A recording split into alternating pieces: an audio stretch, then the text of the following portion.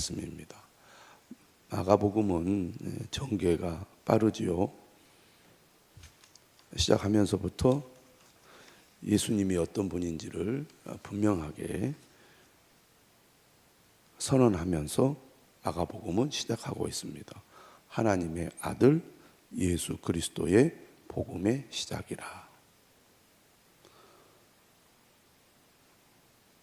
로마 황제의 등극이 복음이 아니라 이 땅에 오신 하나님의 아들이 우리의 진정한 복음이라는 사실입니다. 예수님께서는 사역을 시작하면서 제자들을 세우셨고 자신이 하나님의 아들이심을 사역을 통해서 분명하게 보여주셨습니다. 하나님을 떠난 인간은 육체적인 고통, 정신적인 고통, 삶의 여러 가지 문제들로 인하여 고통 가운데 있을 수밖에 없는 존재입니다. 하나님의 나라가 이 땅에 임함으로 사탄의 지배를 받는 사람들이 예수 그리스도로 말미암아 구원을 받고 자유를 얻게 됩니다.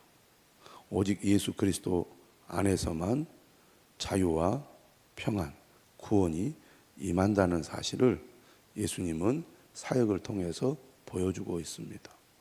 물론 이 세상에서의 자유와 평안은 제한적일 수밖에 없습니다. 하지만 회개하고 복음을 믿는 자들은 예수님이 주시는 영원한 구원을 얻게 될 것입니다. 예수님이 어떤 분이신가? 오늘 본문은 그 중요한 내용을 드러내고 있습니다.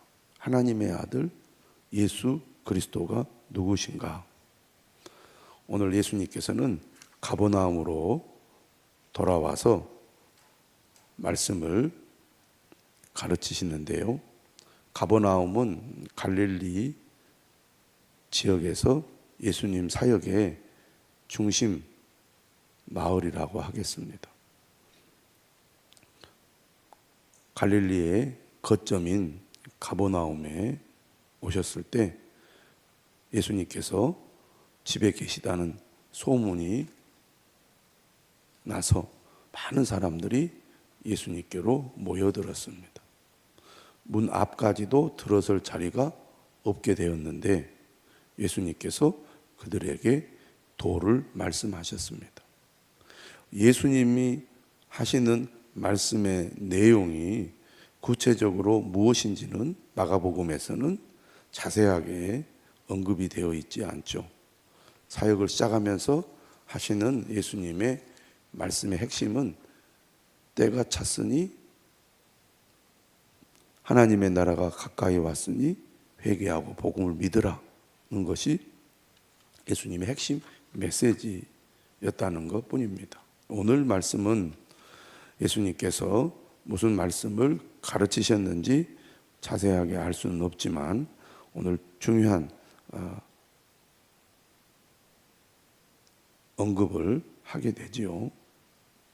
3절에 한 중풍병자가 예수님께로 옵니다. 이 본문은 공간복음서에 다 기록되어 있는데 특별히 마가복음은 4사람에게 메워 가지고 예수님께로 왔다고 그 숫자를 분명하게 언급하고 있습니다.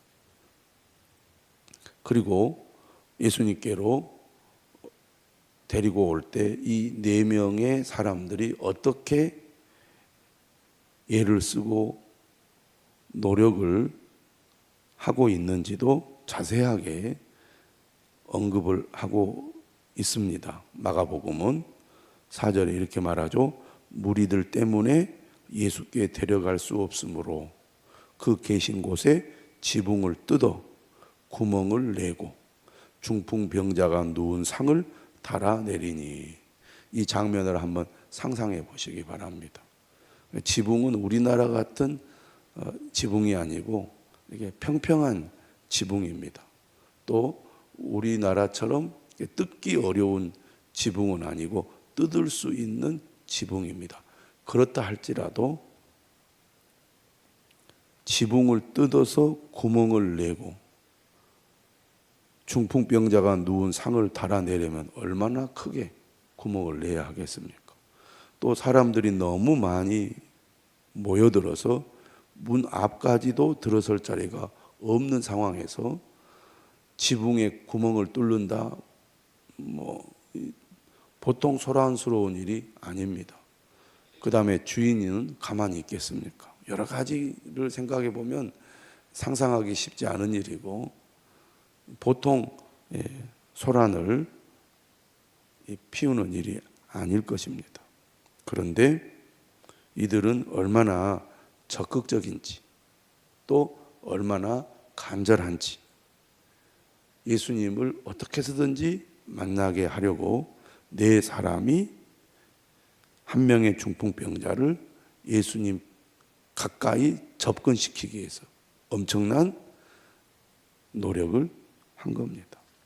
예수님께서 어떻게 반응을 하시죠? 5절에 보니까 이렇게 말하십니다. 그들의 믿음을 보시고, 그들의 믿음은 네 사람의 믿음입니다. 물론 여기에 중풍병자도 포함됐겠죠. 예수님을 꼭 만나고 싶다. 친구들도 네가 예수님을 만나면 중풍병을 고칠 수 있다. 이런 간절함, 예수님을 향한 믿음이 이들에게 있었던 것이죠. 때가 찼고 하나님의 나라가 가까이 왔으니 회개하고 복음을 믿으라. 믿는 자에게 역사가 일어납니다. 믿는 자에게 구원이 임하는 거죠. 이들이 예수님을 믿었습니다. 진실한 믿음은 반드시 행동으로 나타납니다. 장애물이 있죠. 믿음으로 행동하는데 반드시 장애물이 있지만 진정한 믿음은 장애물을 넘어갑니다. 장애물이 장애가 될 수가 없습니다. 그것을 뛰어넘어서 주님께로 가게 하는 거죠. 그게 믿음입니다. 믿음이 없으면 장애물이 크게 보여서 저 장애물 때문에 안 됩니다. 못합니다. 어쩔 수 없습니다. 이렇게 말하지만 예수님을 향한 믿음이 간절하고 진실하면, 절박하면 장애물을 뛰어넘는 겁니다. 예수님은 그들의 믿음을 보신 거죠. 그리고 뭐라고 말합니까? 중풍병자에게 이르시되 작은 자야 내 죄사함을 받았느니라. 당사자의 믿음도 중요하지만 주변의 믿음도 중요하다는 것을 여기서 알 수가 있습니다. 그런 의미에서 중보기도가 중요한 거죠. 중보기도의 힘이 막강한 겁니다. 주변 사람들의 믿음이 매우 큰 힘을 발휘하는 것입니다. 그래서 교회가 중요한 거죠. 누가 문제가 있고 어려움이 있고 고통 가운데 있다면 교회 공동체가, 성도들이 어려움 가운데 있는 사람들을 위하여 간절하게 진심으로 기도하고 도울 때 예수님께서 그들의 믿음을 보시고 작은 자야 내 죄사함을 받았느니라 하실 것입니다. 특별히 오늘 본문의 핵심은 내 죄사함을 받았느니라는 내용입니다. 예수님이 누구신가를 드러내는데 매우 중요한 발언이라고 하겠습니다. 선언이라고 하겠죠. 왜냐하면 우리가 복음서, 특별히 마가복음은 예수님이 스스로 자신이 누구라고 직접적으로 언급하는 것을 피하고 있습니다. 또 심지어 마가복음을 보면 예수님이 기적을 일으켰을 때 사람들에게 내가 한 일을 사람들에게 알리지 말라는 표현을 반복해서 자주 하십니다. 왜 예수님이 이렇게 하실까? 이런 질문을 우리가 해볼 수가 있고요. 또 요한복음과 달리 공관복음은 예수님이 스스로 자신이 누구라는 언급을 직접적으로 하지 않습니다. 그러나 오늘 이 사건은 예수님이 누구신지를 예수님의 선언을 통해서 분명하게 보여주고 있습니다. 그가 하나님의 아들이라는 거죠. 예수님이 내 죄 사함을 받았느니라 이렇게 말씀하셨을 때 어떤 서기관들이 거기 앉아서 마음의 생각을 합니다. 서기관들은 율법학자죠. 이렇게 말을 해요. 이 사람이 어찌 이렇게 말하는가? 신성모독이로다. 하나님을 모독하는 말을 했다는 겁니다. 왜냐하면 오직 하나님 한 분 외에는 누가 능히 죄를 사하겠느냐. 죄를 사하는 권세는 오직 하나님 한 분밖에 없다는 것입니다. 아무리 제사장이나 또 랍비들이나 율법학자들이나 바리새인들이라 할지라도 그 누가 감히 내 죄사함을 받았느니라 이렇게 선언할 수 있는 고난은 없다는 얘기죠. 오직 하나님만 할 수 있는 선언을 예수님이 하셨다는 것은 곧 예수님이 신성을 모독하는 죄를 범했다는 얘기입니다. 서기관들의 생각이죠. 예수님은 8절에 뭐라고 말합니까? 그들이 속으로 이렇게 생각하는 줄을 예수께서 곧 중심에 아시고, 자, 예수님은 죄사하는 권세도 있죠. 사람들의 마음의 중심에 무슨 생각을 하고 있는지도 알고 계시는 분입니다. 그가 누구십니까? 예수님 말씀하시죠. 어찌하여 이것을 마음에 생각하느냐? 중풍병자에게 내 죄사함을 받았느니라 하는 말과 일어나 내 상을 가지고 걸어가라 하는 말 중에서 어느 것이 쉽겠느냐? 이 구절이 좀 헷갈릴 수도 있습니다. 근데 여기에서 핵심은 뭐냐면 말입니다. 말. 내 죄사함을 받았느니라. 이것은 신성을 모독하는 말이지만 말뿐입니다. 이것을 어떤 행위로 증명할 길은 없는 겁니다.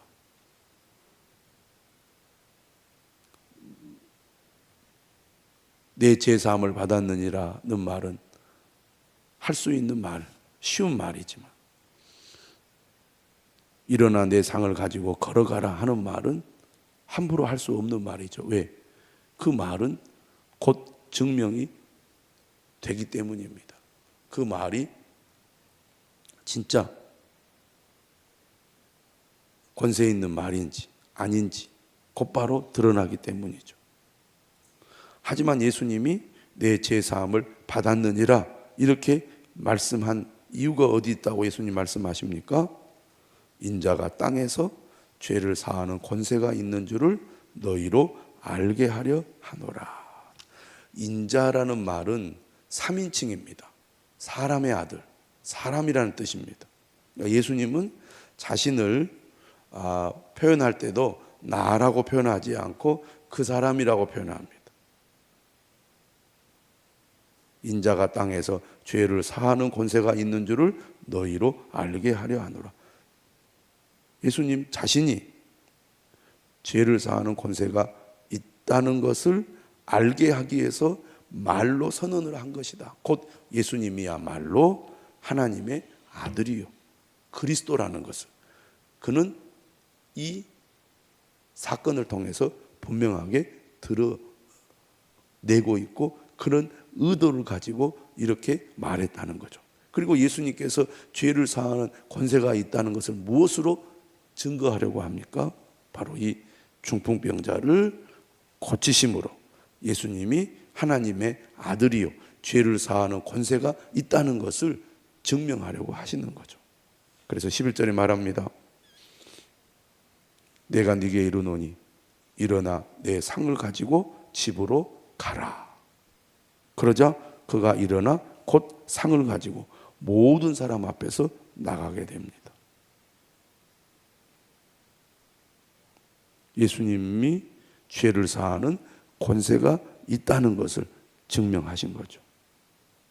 예수님께서 이렇게 중풍병자를 고치셨을 때 사람들이 보고 다 놀랍니다. 그리고 하나님께 영광을 돌리죠. 예수님의 기적, 예수님의 능력은 하나님을 영화롭게 했습니다. 곧 예수님의 행위 자체가 바로 하나님이 어떤 분이신가를 드러내고 있기 때문입니다. 그가 하나님의 아들이시라는 거죠. 사람들은 이 앞에서도 마찬가지로 오늘 또 이렇게 반응을 합니다. 우리가 이런 일을 도무지 보지 못하였다. 하나님의 아들이 이 땅에 왔기 때문에 그들이 처음으로 이러한 광경을 목격하게 된 것이죠. 예수님이 누구십니까? 하나님의 아들이십니다. 예수님이 누구십니까? 죄인을 구원하러 오신 분입니다. 모든 사람들이 죄로 말미암아 영원한 멸망에 처할 수밖에 없는 상태에 있는데 이 죄인들을 죄에서 사하시고 구원하러 이 땅에 오신 것이죠. 오직 예수님을 믿는 자만이 죄사함을 받게 됩니다. 예수 그리스도를 믿는 자만이 진정한 자유와 구원을 얻게 되는 것입니다. 어느 누구도 예수님이 아니고는 죄사함을 받을 수가 없는 것이죠. 우리 모두 예수님, 하나님의 아들이신 그리스도 예수님을 진실로 믿고 그분 앞으로 나아갈 수 있기를 주님의 이름으로 축원합니다.